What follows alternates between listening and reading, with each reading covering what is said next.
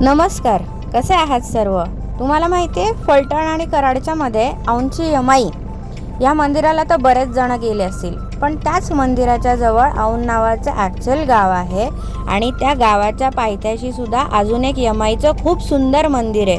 मंदिराचं स्ट्रक्चर बघून ते पेशवेकालीन वाटतं. अत्यंत सुंदर देखणं आणि वेल मेंटेन्ड असं स्वच्छ मंदिर आहे.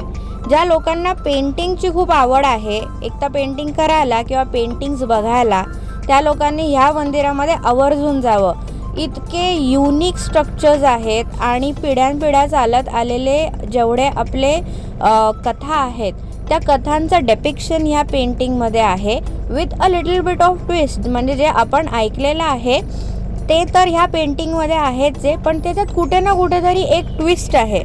तुम्ही ह्या मंदिराला नक्की व्हिजिट करा आणि हे ट्विस्ट काय आहेत मला नक्की कमेंट सेक्शनमध्ये सांगा. एनिवेज, हे मंदिर अत्यंत प्रसन्न आहे आणि खूप जुनं मंदिर आहे, स्वच्छ आहे. आणि ह्या मंदिराजवळच बघायला एक जुना वाडा देखील आहे.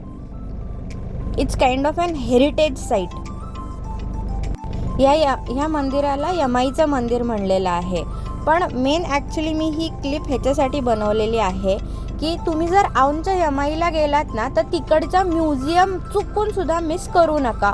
असलं युनिक म्युझियम आहे. तिकडं व्हिडिओग्राफी किंवा फोटोग्राफी अलाउड नव्हती म्हणून मला काही करता नाही आलं, पण इतकं युनिक म्युझियम आहे ते की तिकडे तिबेटियन पोथ्या आहेत. म्हणजे हिंदू संस्कृतींचं पार तिबेटपर्यंत कल्चर स्प्रेड झालं होतं आणि तिबेटच्या लँग्वेजमध्ये लिहिलेल्या पोथ्या त्या म्युझियममध्ये आहेत.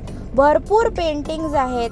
लहान मुलांना इंटरेस्ट येईल असे वेगवेगळे असे पपेट्स अँड ऑल लावलेले आहेत. रोमन स्कल्पचर्स आहेत. खूप सुंदर म्युझियम आहे. तुम्ही मिस आऊट करू नका, नक्की पहा. त्याचबरोबर मंदिर तर अति उत्कृष्ट आहेच आहे. आणि एक गोष्ट मला सांगायची, औंधच्या यमाईच्या मंदिरामध्ये इतके पॉझिटिव्ह व्हायब्रेशन्स आहे ना, you literally forget about your worries आणि एकदम ब्लँक होऊन जाता. इट्स लाईक तुम्ही निवांत बसला आणि मेडिटेट करताय. नक्की जावा.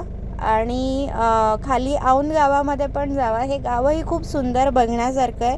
छोटे छोटे वाडे आहेत. जुनी संस्कृती आहे ह्या गावानी जोपासलेली. आणि अशाच कंटेंटसाठी मला नक्की फॉलो करा, लाईक करा हा व्हिडिओ आणि सबस्क्राईब करा.